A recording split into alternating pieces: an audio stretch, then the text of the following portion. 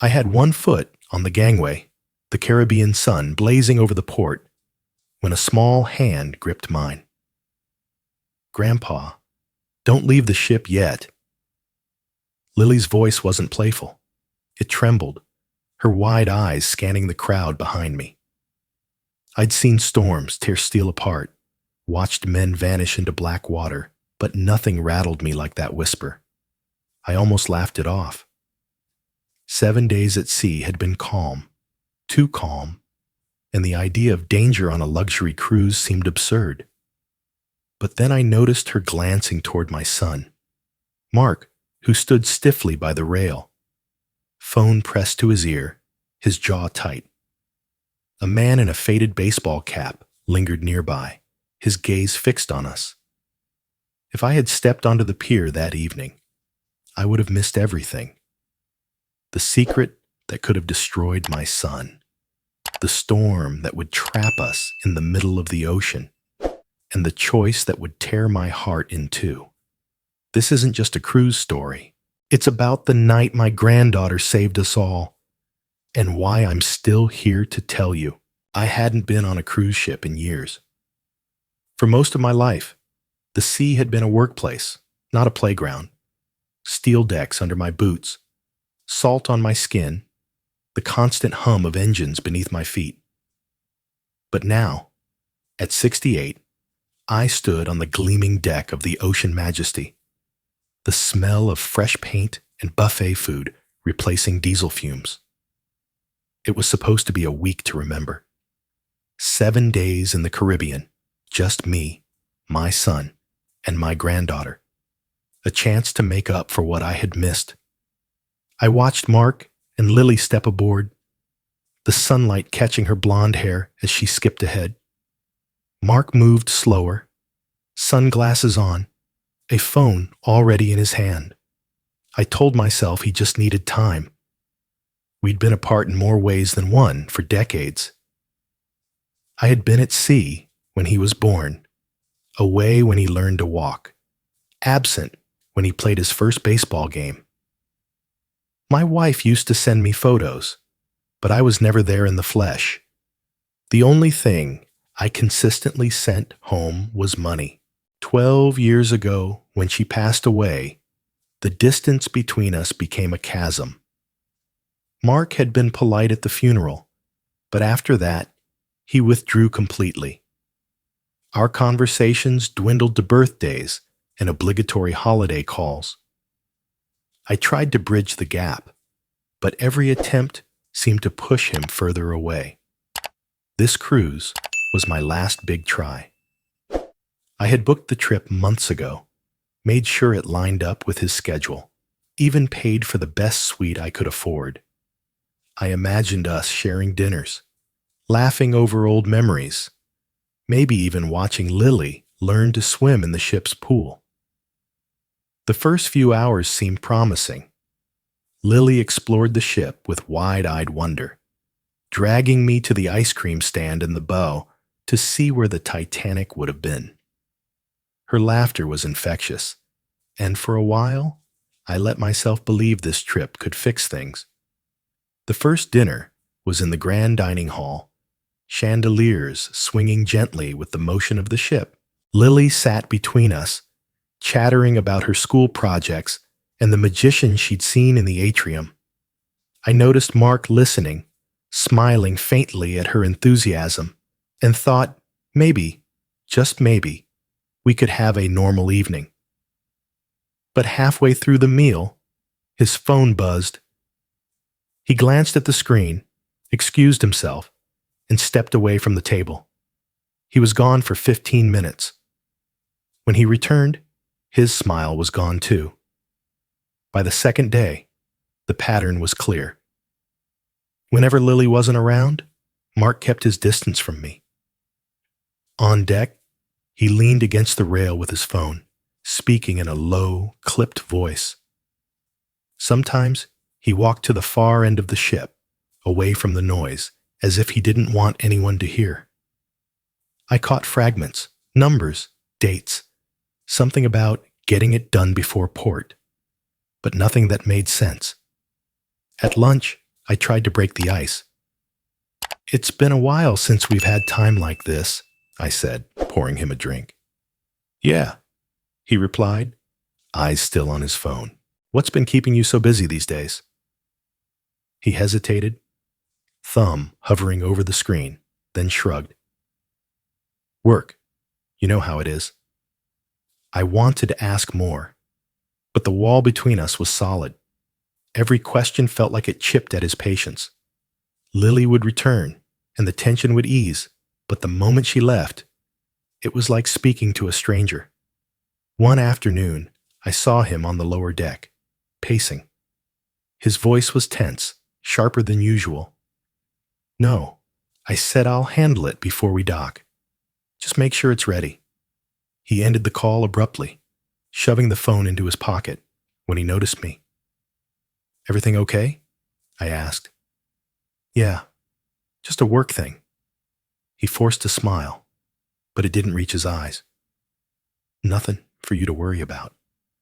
I nodded, though the unease settled in my gut like an anchor. Work thing. On a cruise ship? Mark had a desk job back in Miami. There was no reason for such secrecy.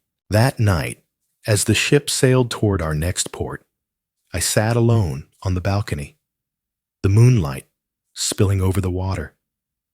I thought about the boy I used to know, the son who once begged me to bring him along on my voyages. Somewhere along the way, I had lost him. And now, even with the ocean behind us and 7 days ahead, it felt like he was still miles away. The trip had begun with hope. Now, 2 days in, all I could feel was the cold reminder that some distances can't be measured in miles, and some wounds don't heal just because you want them to.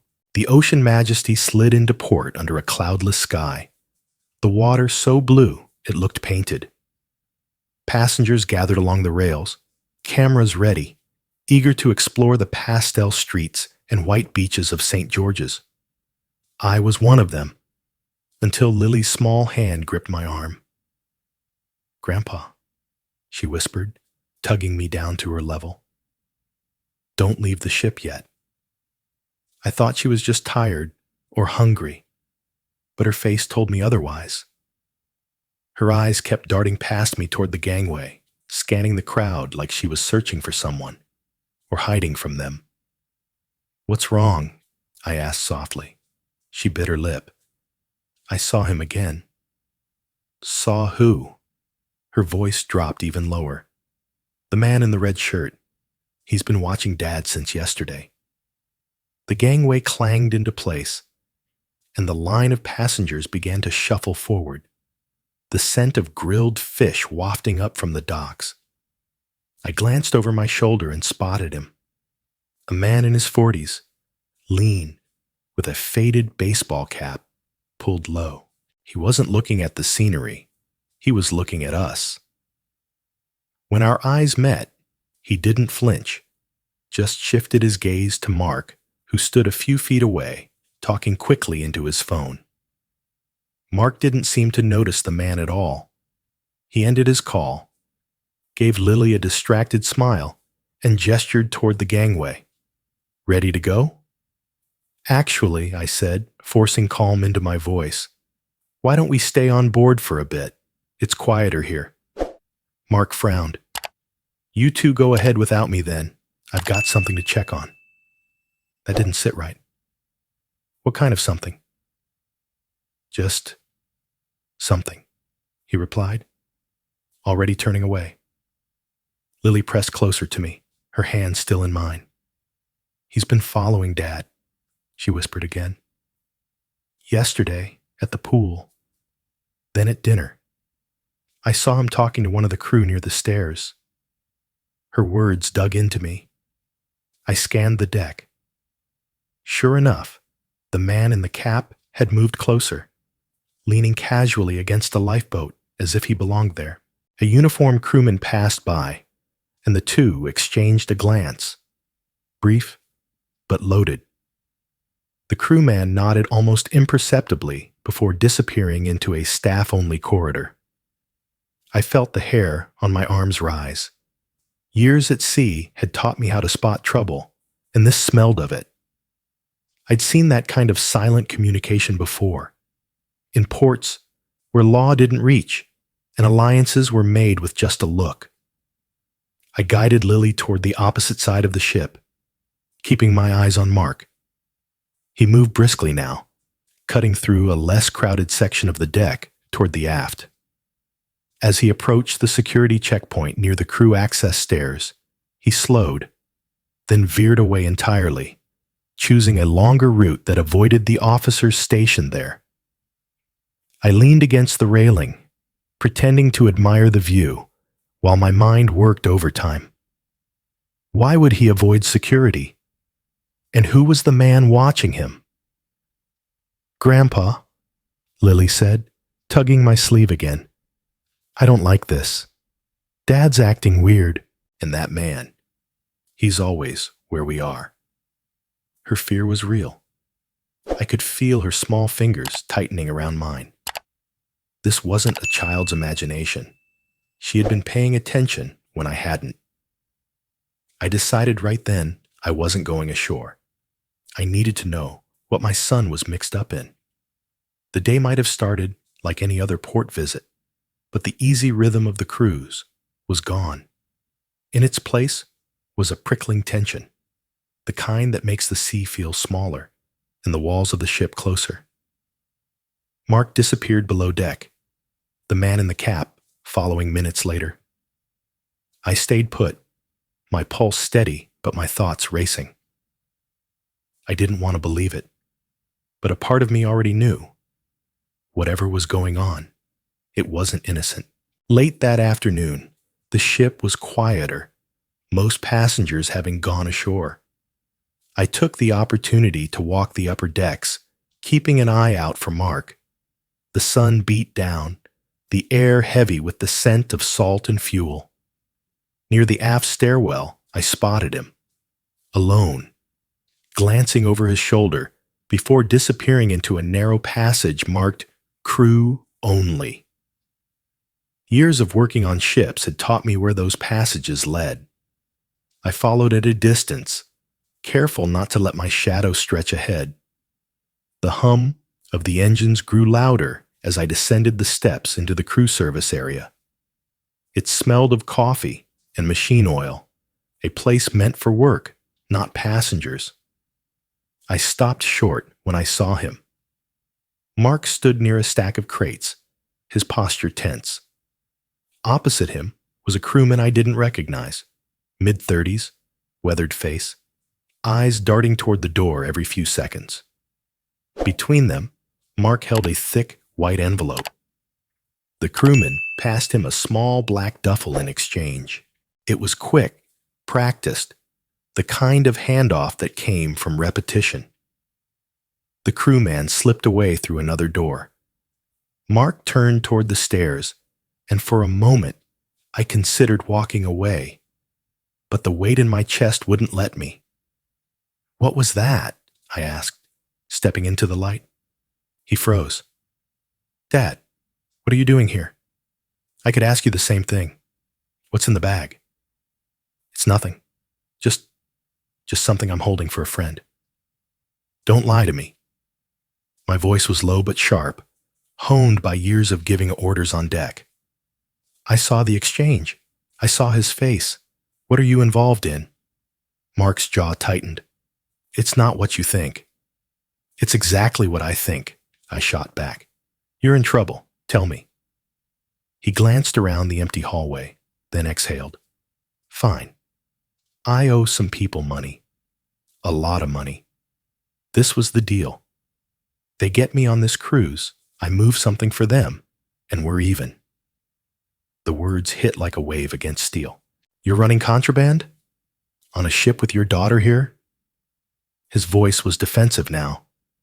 I didn't have a choice. They made it clear. Either I do this, or they come after me back home. I wanted to grab him, shake him, but the years between us made the distance too wide.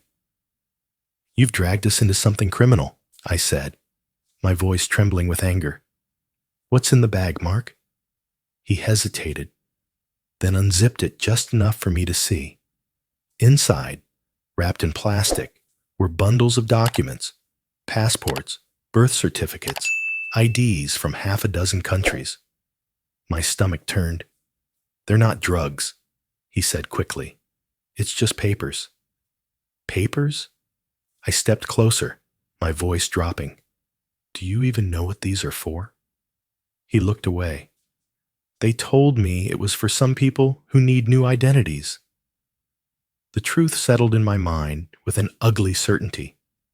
This isn't about new identities. This is trafficking. These documents are for moving people, people who don't want to be found or can't afford to be. Mark's shoulders sagged. I didn't ask questions. You should have, I said, my tone sharper than I intended.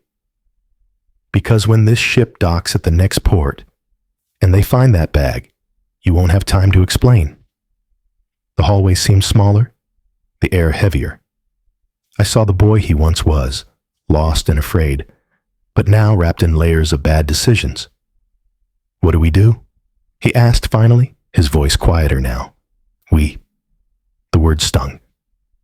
For years, there had been no we, only him and me, living in separate worlds. Now, in the belly of a cruise ship, with something that could ruin his life between us, I realized the choice I had to make. We start by not getting caught, I said, and then we figure out how to make this right. But you're telling me everything, and you're not taking another step without me knowing where you're going. He nodded reluctantly, zipping the bag shut. I could see the fear in his eyes, and beneath it, something else. Shame. As we made our way back toward the passenger decks, I kept my voice steady, but my thoughts churned. My anger hadn't gone away, but it was tangled now with something sharper. The knowledge that my son's life was dangling over the edge, and I was the only one who could pull him back. That night, the weight of the black duffel in my mind was heavier than the ocean pressing against the ship's hull. I couldn't sleep, so I stood on the balcony, watching the moon paint a silver path over the waves. Somewhere out there were people who'd killed to protect what Mark carried. I had been at sea too long in my life to believe in coincidences. If we did nothing, security would eventually search the cabins before the next port, and Mark would be in handcuffs. If we tried to throw the bag overboard, the buoys and cameras would record it, and the consequences would be the same. We needed another way. One that ended with the traffickers caught and my son walking free. At dawn, I found the chief officer on deck, a man named O'Hara. I'd spoken to him briefly on the first day, but this time I leaned in close. We need to talk. Somewhere private. We met in a maintenance room near the bow, the thrum of the anchor machinery muffling our voices. I told him everything. What I'd seen, what Mark had confessed, and the bag in our cabin. His jaw tightened. If this is true, it's not just smuggling. It's organized trafficking. And they've got people on my crew? I'm certain of it, I said. You need to act carefully. They're watching. O'Hara promised to alert the captain through an encrypted internal channel. But as I left, I caught sight of a man leaning against the bulkhead, pretending to check a coil of rope. His eyes followed me. By noon, the air on board felt different. The wind had picked up, and the sky had turned a sullen gray.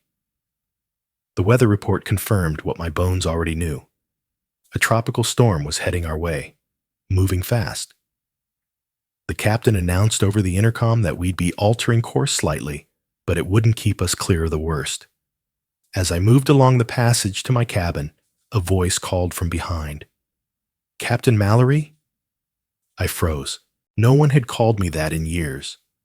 Not since my days as chief engineer on the Mariner's Pride. A man in a crew uniform stepped forward.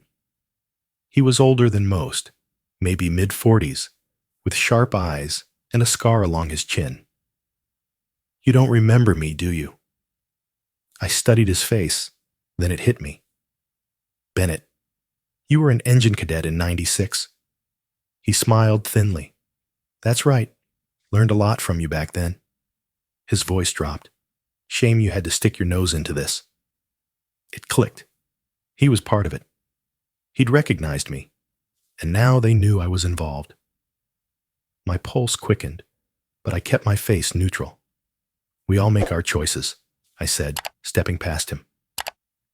By late afternoon, the storm was upon us. Rain lashed the decks, and the ship pitched hard against the swells. The chandeliers in the dining room swayed like pendulums, and the normally steady thrum of engines was punctuated by the groan of steel. I used the chaos to my advantage. Mark and Lily were in the cabin, bags packed. "We're moving," I told them. "Where?" Mark asked. "To a place they won't look first."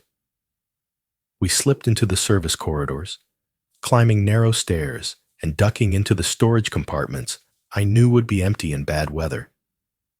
The storm drowned out our footsteps, and the crew were too busy securing the ship to notice us. When we reached the forward supply room, I closed the door and locked it. "Stay here. No one opens this unless it's me or O'Hara." Mark looked ready to argue, but the tilt of the ship made him grab the wall instead. Lily curled into my side, eyes wide at the roar of wind outside. Through a porthole, I caught sight of the aft deck. The man in the baseball cap and two others were struggling toward a lifeboat, the duffel bags slung over their shoulders.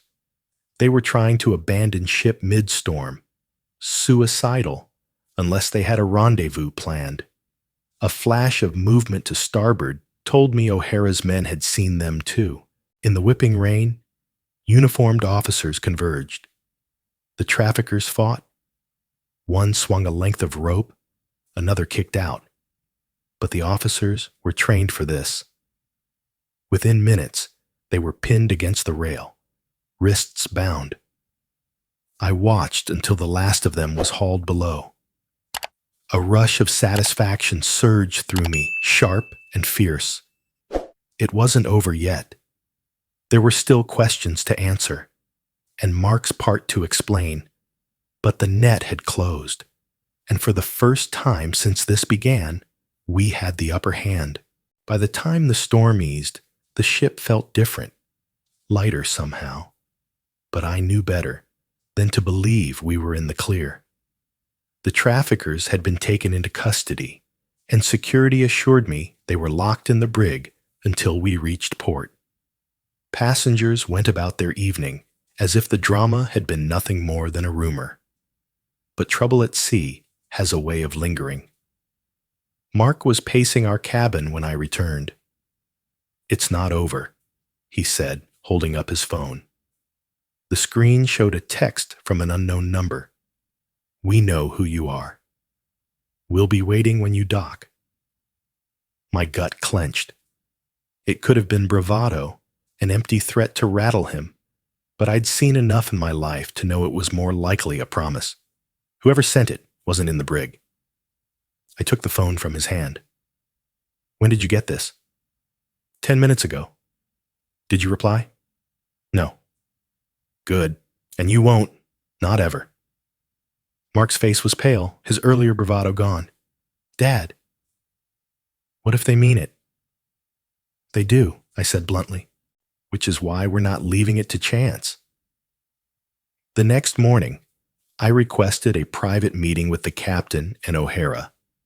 In the chart room, the air smelled of coffee and sea charts, the kind of place where decisions carried weight. I laid the phone on the table. "This came in last night. Whoever sent it isn't in your custody. That means they're either a passenger you missed or they've got someone waiting for us on shore." The captain's eyes narrowed. "We'll alert the Coast Guard and arrange for an escort at port. If this is organized crime, they won't risk a confrontation with armed authorities. That's not good enough, I said. I want my son under guard from the moment we dock until the handover is complete. No stops, no detours. They agreed, though I could see the unspoken concern. Protecting one man from a shadow threat wasn't in the standard manual for cruise security. But my persistence won out, and arrangements were made. For the next day, I kept Mark and Lily close. We stayed in public areas, surrounded by people. The tension was a living thing, coiling in the pit of my stomach, and every unfamiliar face felt like a possible danger. On the final evening, the captain announced over the intercom that a special ceremony would be held in the main atrium. The passengers gathered, curiosity buzzing in the air. I didn't know what to expect until O'Hara found us in the crowd and gestured for us to follow. We stepped onto the small stage at the center of the atrium. The captain's voice carried over the murmur of the crowd. Ladies and gentlemen, before we conclude this voyage, I'd like to recognize two passengers whose vigilance and courage played a crucial role in uncovering and stopping a criminal operation on board. A ripple of whispers swept through the audience. Cameras came up. The captain turned toward me and Lily. Richard Mallory and his granddaughter Lily showed remarkable bravery in the face of danger.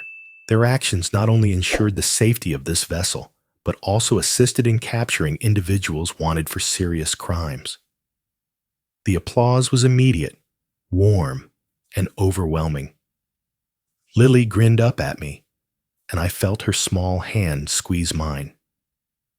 But what caught me off guard was Mark, standing just behind us.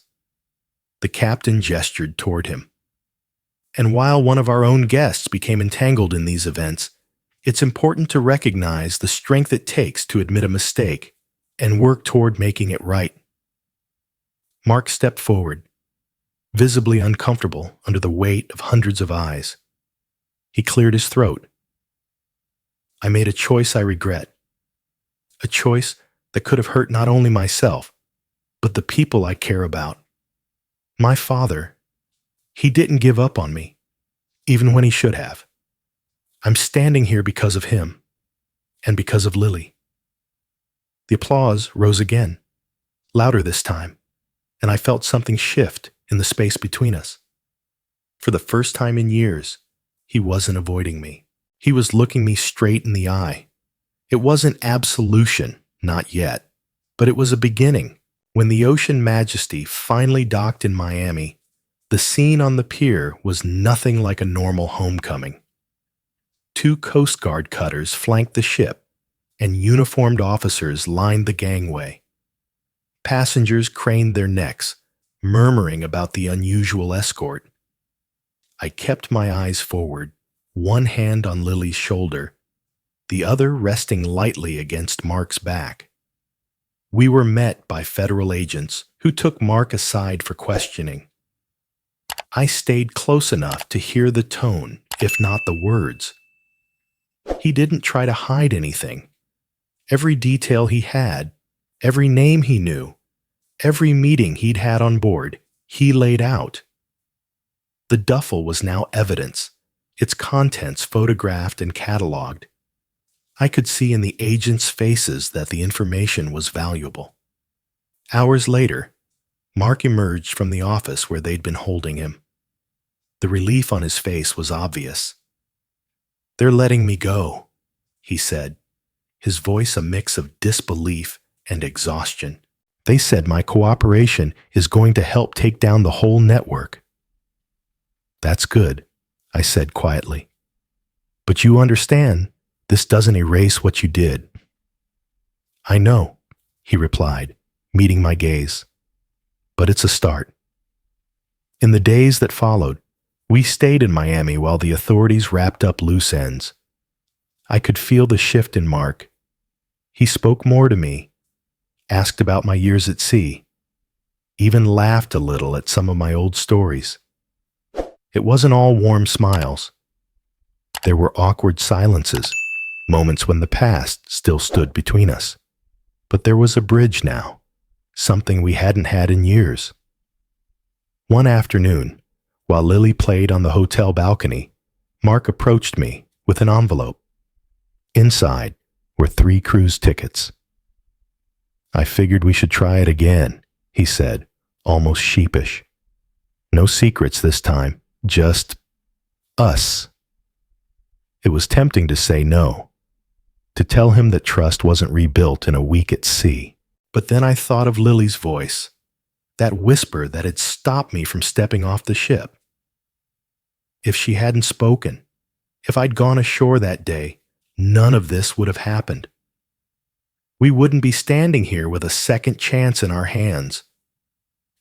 A month later, we boarded the Coral Voyager.